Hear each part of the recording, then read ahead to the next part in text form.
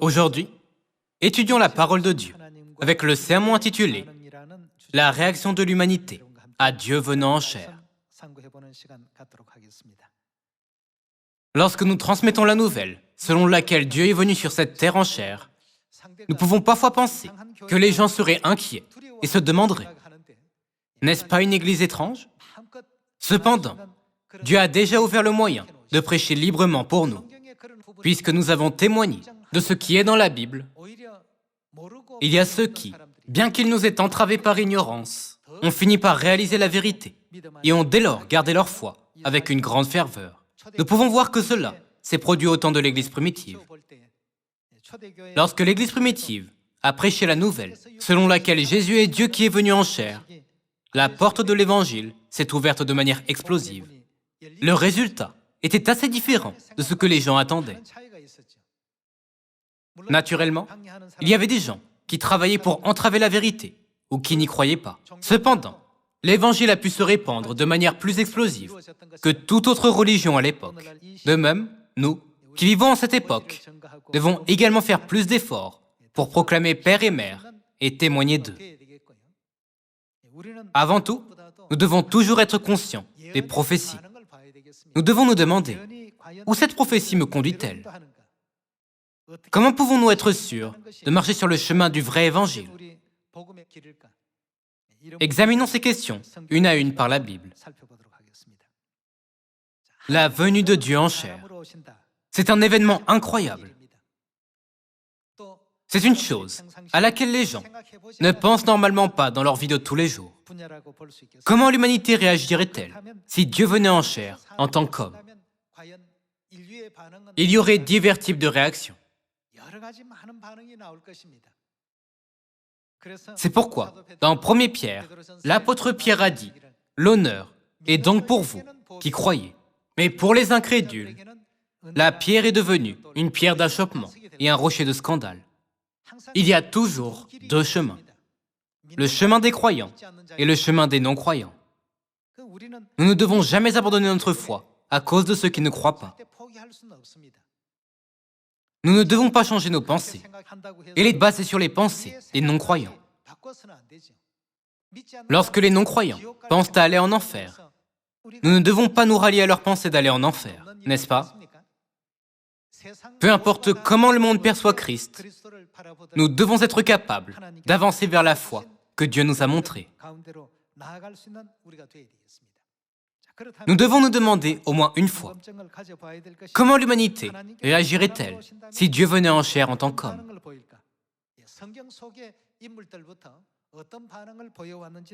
À travers divers personnages dans la Bible, voyons comment ils ont réagi dans Genèse chapitre 18, verset 1. L'Éternel lui apparut parmi les chênes de Mamré, comme il était assis à l'entrée de sa tente pendant la chaleur du jour. Il leva les yeux et regarda, et voici, 3 hommes étaient debout près de lui. Quand il les vit, il courut au-devant d'eux, depuis l'entrée de sa tente, et se prosterna à terre. Et il dit, « Seigneur, si j'ai trouvé grâce à tes yeux, ne passe point, je te prie, loin de ton serviteur. Permettez qu'on apporte un peu d'eau pour vous laver les pieds, et reposez-vous sous cet arbre. J'irai prendre un morceau de pain pour fortifier votre cœur. Après quoi, vous continuerez votre route, car c'est pour cela que vous passez près de votre serviteur. » Ils répondirent, « Fais comme tu l'as dit. » Abraham alla promptement dans sa tente vers Sarah, et il dit, « Vite, 3 mesures de fleurs de farine, pétris, et fais des gâteaux. » Et Abraham courut à son troupeau, prit un veau tendre et bon, et le donna à un serviteur, qui se hâta de l'apprêter. Il prit encore de la crème et du lait, avec le veau qu'on avait apprêté, et il les mit devant eux. Il se tint lui-même à leur côté, sous l'arbre, et ils mangèrent.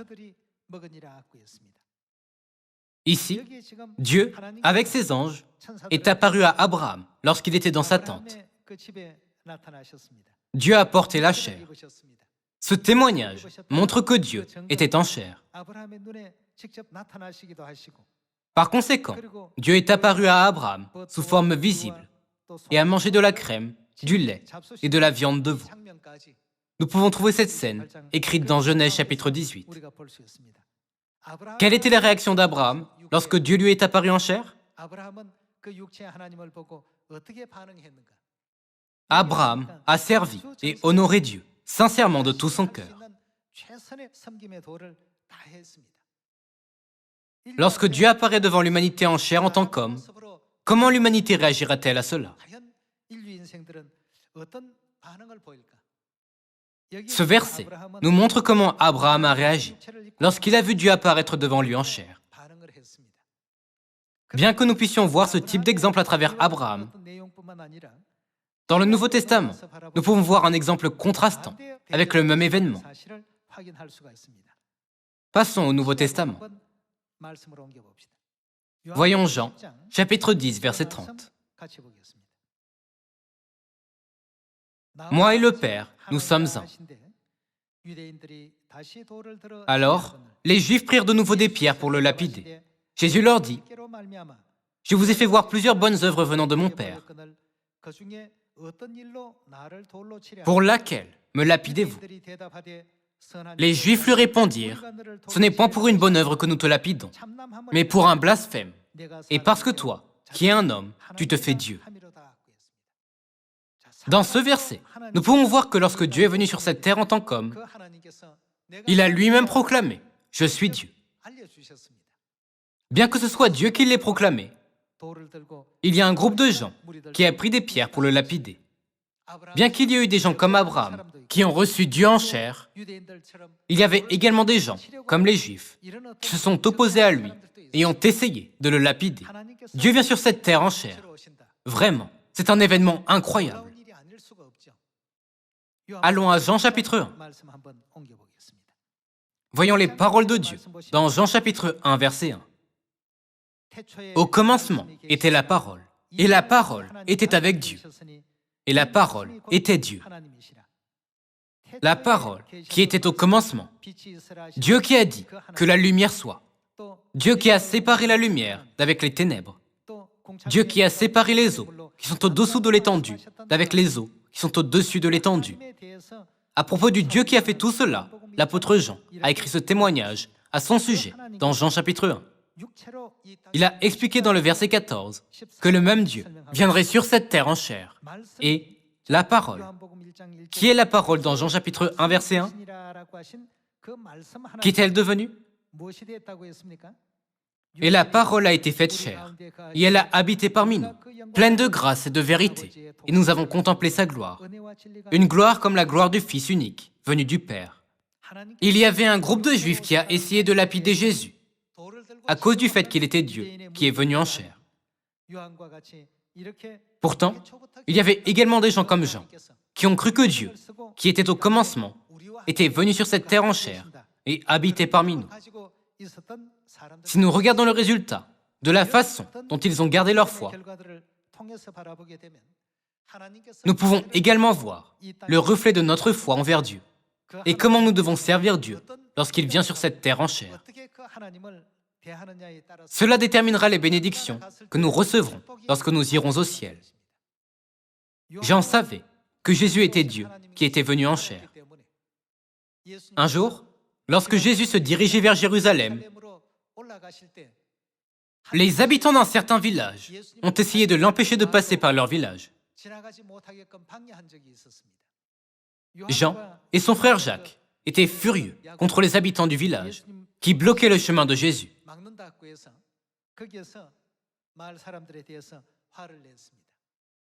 Ils ont demandé, « Seigneur, veux-tu que nous commandions que le feu descende du ciel et les consume ?»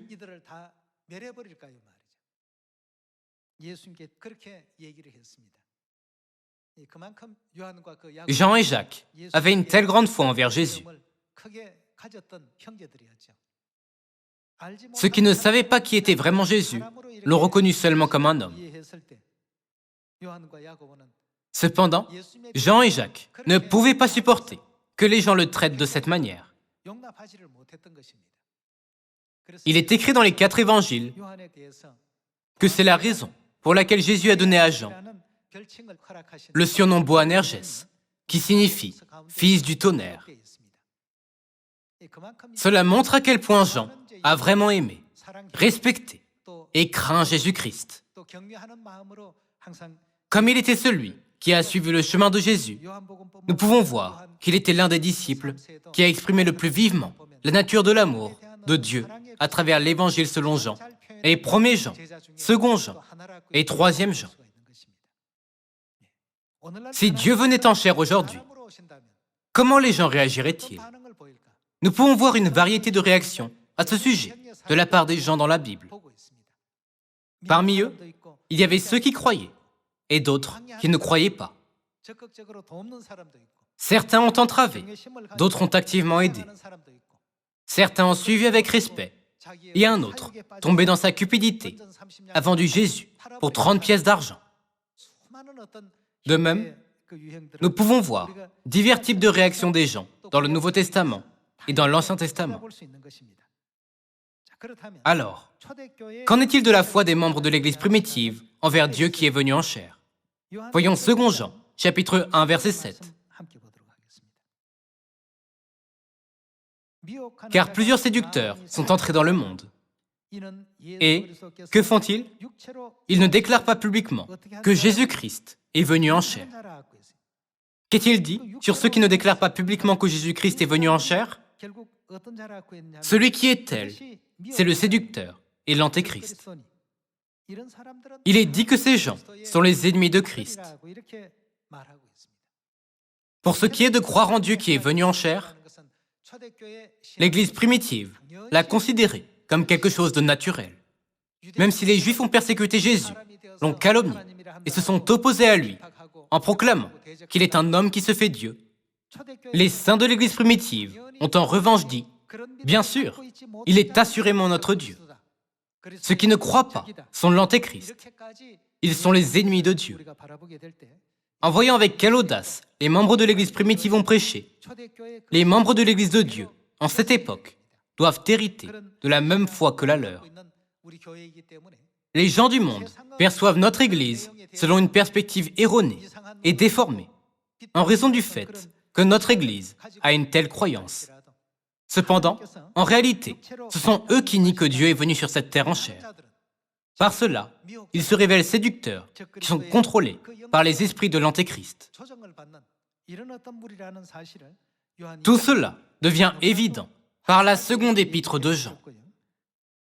Jean n'était pas le seul à avoir une telle foi.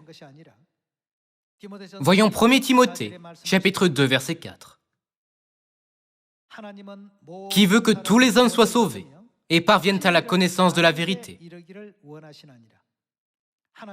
Car il y a un seul Dieu et aussi un seul médiateur entre Dieu et les hommes. Qui est-il? Il est Jésus-Christ, homme. Comme nous pouvons le voir, en ce qui concerne le fait que Dieu est venu sur cette terre en chair, l'apôtre Jean n'était pas le seul à y croire. L'apôtre Paul, qui a écrit la lettre à Timothée, avait aussi la même perspective et la même foi. En d'autres termes, pour les saints de l'Église primitive, Christ était au centre de leur foi. Alors maintenant, au temps du Saint-Esprit, quel genre de foi devons-nous avoir? Même si le monde se retourne contre nous et essaye de nous lapider, nous devons avoir une foi ferme et absolue en l'Esprit et en l'Épouse qui sont venus sur cette terre. Nous devons être ceux qui témoignent de cette vérité et prêchent l'Évangile. Si Dieu n'était pas venu sur cette terre en chair, que serait-il arrivé à l'humanité? L'humanité pourrait-elle avoir l'occasion de recevoir le salut? Voyons Ésaïe, chapitre 25. En ce jour, l'on dira, « Voici, c'est notre Dieu en qui nous avons confiance. Et c'est lui qui, fait quoi? Nous sauve. S'il ne vient pas, l'œuvre du salut peut-elle être accomplie? Pas du tout. » De plus, comme il est écrit dans Hébreux chapitre 9, de même Christ apparaîtra sans péché une combienième fois? Une seconde fois, à ceux qui l'attendent pour leur salut. Alors, s'il ne vient pas une seconde fois, la vérité qui mène au salut peut-elle nous être apportée? Si la vérité qui nous mène au salut n'apparaît pas, nous, qui vivons en cette époque, serons les plus malheureux. Parce que personne ne pourrait participer au salut. Nous devons être fiers du fait que Père et Mère sont venus sur cette terre et nous en vanter à toute l'humanité. Si Dieu n'était pas venu sur cette terre pour habiter parmi nous en cette époque, pourrions-nous avoir l'espoir du ciel? De nos jours, le coronavirus sévit dans le monde entier et même des variants sont apparus. Alors, les gens tremblent de peur en pensant: qu'arrivera-t-il si je meurs pendant cette pandémie? Tout le monde vit sans but, au jour le jour, avec la peur de la mort, en étant incertain de ce que l'avenir réserve. Bien que les gens traversent tous les défis de la vie, ils finiront par mourir. La seule chose qui les attend, après tout cela, c'est le jugement de Dieu. C'est pourquoi nous devons rendre gloire à notre Dieu, chaque jour de notre vie, d'être venu sur cette terre en chair. Nous pouvons voir, dans les écrits des évangiles, que Marie a utilisé son parfum le plus cher pour l'enterrement de Jésus.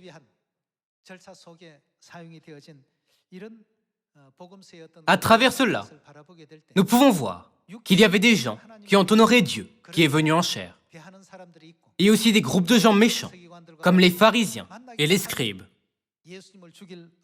qui se sont réunis pour comploter sur comment calomnier Jésus et finalement le tuer.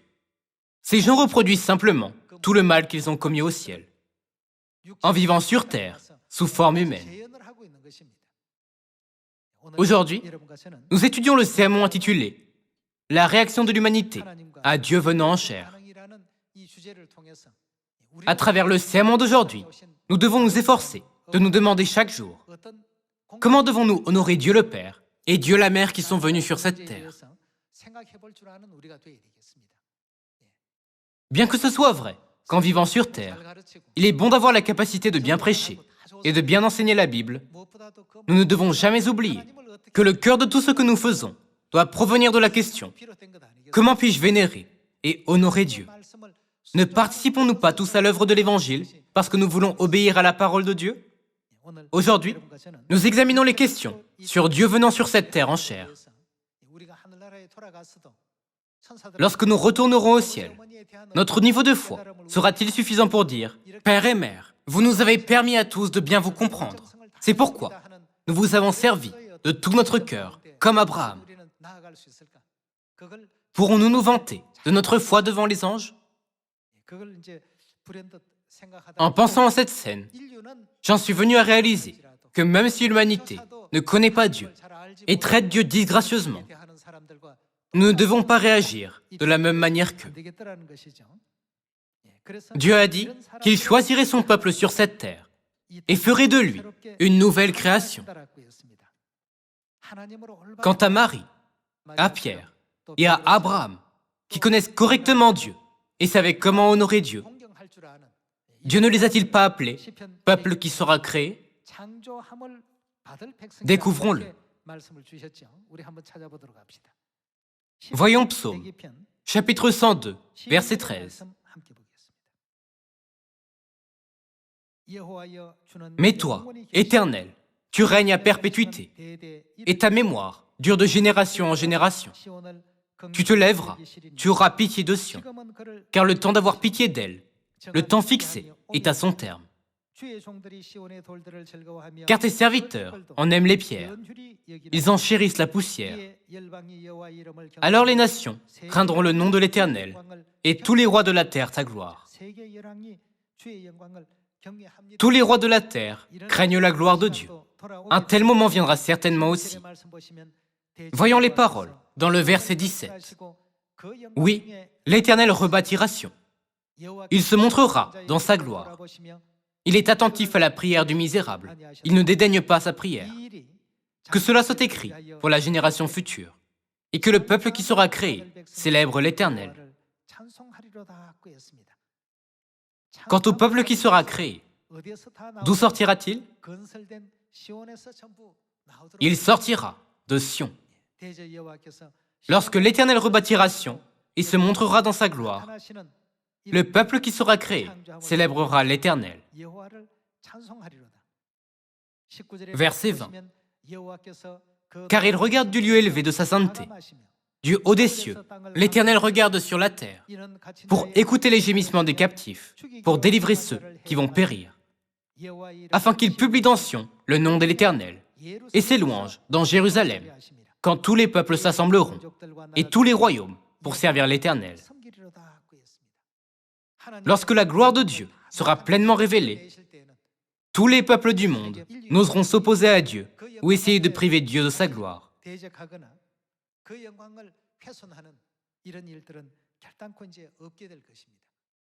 Lorsque Dieu vient sur cette terre sous forme humaine,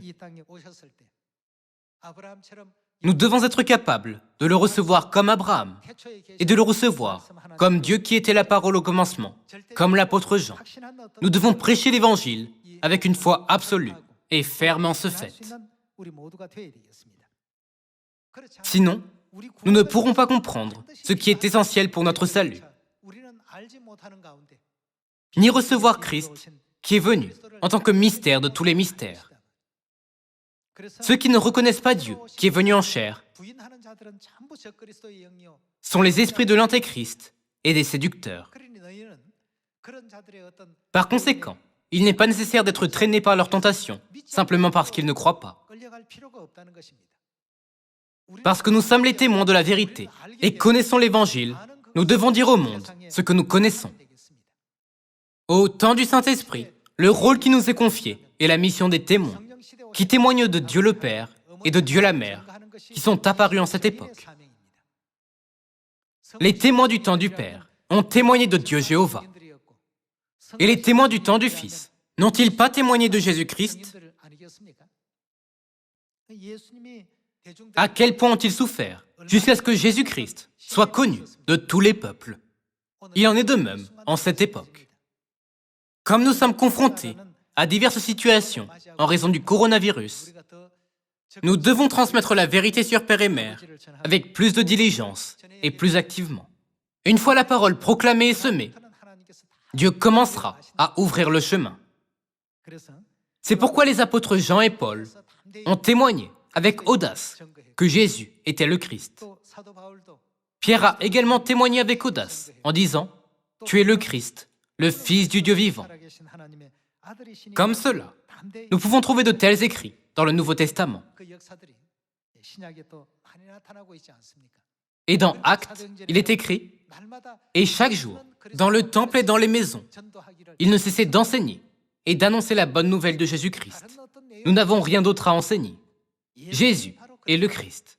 Il est le Messie que vous attendiez. » Lorsque l'Évangile a été prêché comme cela, les gens ont réagi différemment. Le Christ est-il vraiment venu sur cette terre? Nous avons rencontré celui que nous attendions. Certainement, il est le Messie. Il est le Christ qui est venu une seconde fois. Tandis que certains le reconnaissent, il y en a certainement d'autres, comme les Juifs et les pharisiens, qui nous ridiculisent et se moquent de nous en criant « Comment un simple homme peut-il être Dieu? N'y a-t-il pas une raison ?» Selon la Bible, quelle était la raison? Ouvrons Ésaïe, chapitre 8. Ésaïe, chapitre 8, verset 13. C'est l'Éternel des armées que vous devez sanctifier. C'est lui que vous devez craindre et redouter. Et il sera un sanctuaire, mais aussi une pierre d'achoppement, un rocher de scandale pour les deux maisons d'Israël, un filet et un piège pour les habitants de Jérusalem. Plusieurs trébucheront, ils tomberont et se briseront. Ils seront enlacés et pris.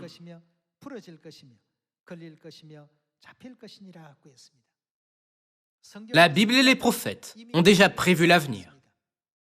Ils savaient très bien ce qui se passerait s'il était proclamé que Dieu était venu sur cette terre en chair. Cependant, parmi toute l'humanité, ceux qui ont correctement reconnu Dieu et sont venus à lui, ceux qui croient, peuvent être appelés enfants de Dieu et son peuple. Dieu leur dit, « Vous êtes le peuple qui sera créé et le peuple qui est qualifié pour rester à Sion. » La Bible dit que Christ est une pierre d'achoppement et un rocher de scandale. Ce sont les paroles données à ceux qui ne peuvent pas être sauvés. Pour ceux qui seront sauvés, il est le trésor de tous les trésors. Ouvrons 1 Pierre, chapitre 2. 1 Pierre, chapitre 2, verset 1. Rejetant donc toute méchanceté et toute ruse, la dissimulation, l'envie et toute médisance. Désirez, comme des enfants nouveau-nés, le lait spirituel et pur, afin que par lui, vous croissiez pour le salut. Si vous avez goûté que le Seigneur est bon, approchez-vous de lui, pierre vivante, rejetée par les hommes, mais choisie et précieuse devant Dieu. Et vous-même, comme des pierres vivantes, édifiez-vous pour former une maison spirituelle, un saint sacerdoce, afin d'offrir des victimes spirituelles, agréables à Dieu par Jésus-Christ. Car il est dit dans l'Écriture, « Voici, je mets en Sion une pierre angulaire, choisie, précieuse, et celui qui croit en elle ne sera point confus. » L'honneur est donc pour vous qui croyez. Mais, pour les incrédules, la pierre qu'ont rejetée ceux qui bâtissaient est devenue la principale de l'angle, et une pierre d'achoppement, et un rocher de scandale. Ils s'y heurtent pour n'avoir pas cru à la parole, et c'est à ceux-là qu'ils sont destinés. Vous, au contraire, vous êtes une race élue, un sacerdoce royal, une nation sainte, un peuple acquis, afin que vous annonciez les vertus de celui qui vous a appelé des ténèbres à son admirable lumière.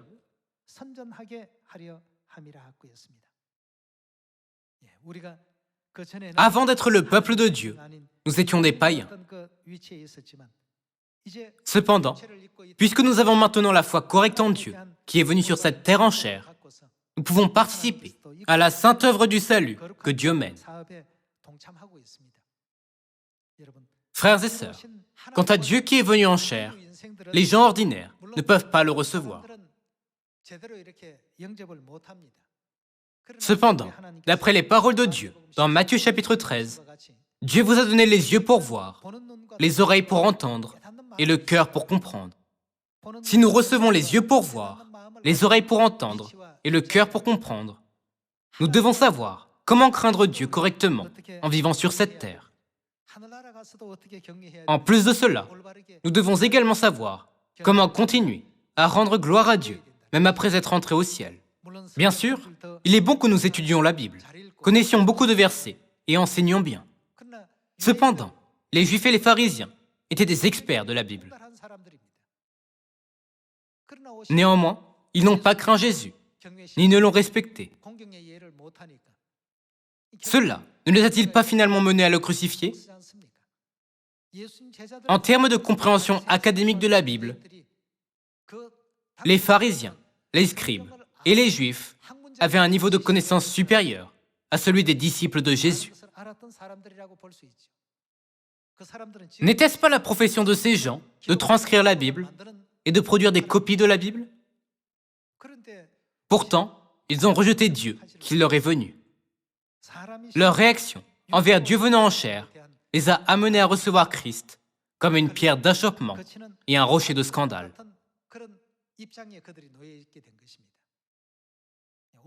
En cette époque, ce sont l'esprit et l'épouse qui mènent l'Évangile.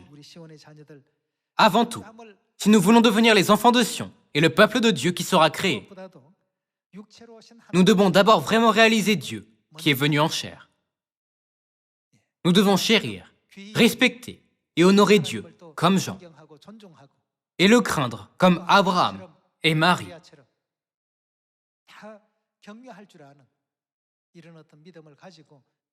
Nous devons suivre Dieu avec gratitude partout où il nous conduit, en espérant que vous endurerez tous jusqu'à la fin, sans être disqualifiés du royaume éternel des cieux. J'aimerais conclure le sermon d'aujourd'hui. Merci beaucoup.